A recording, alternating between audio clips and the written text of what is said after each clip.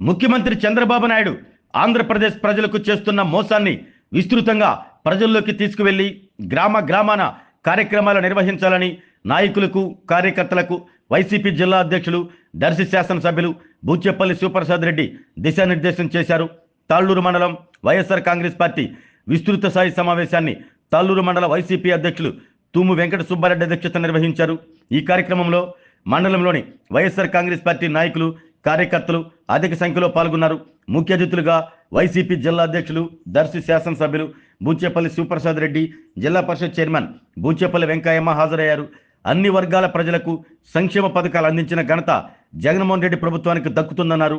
ఈ కూటమి ప్రభుత్వంలో ఏ ఒక్క వర్గం ప్రజలు సంతృప్తిగా లేరని, అందరినీ ముఖ్యమంత్రి చంద్రబాబు నాయుడు హామీల పేరుతో మోసం చేస్తున్నారంటూ విమర్శించారు.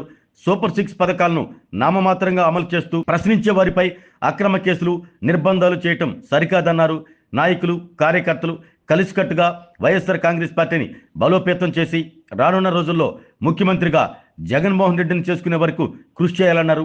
ఈ సమావేశంలో రాష్ట్ర సంయుక్త కార్యదర్శి ఎక్స్-ఎంపీపీ పోసం మధుసూదన్ రెడ్డి, సర్పంచుల సంఘం జిల్లా ఉపాధ్యక్షులు మారం ఇంద్రసేనారెడ్డి, వైసీపీ యూత్ అధ్యక్షులు కొర్రపాటి విష్ణు, విద్యార్థి విభాగం నాయకులు కైపు అశోక్ రెడ్డితో పాటు అధిక సంఖ్యలో వైసీపీ నాయకులు, కార్యకర్తలు పాల్గొన్నారు.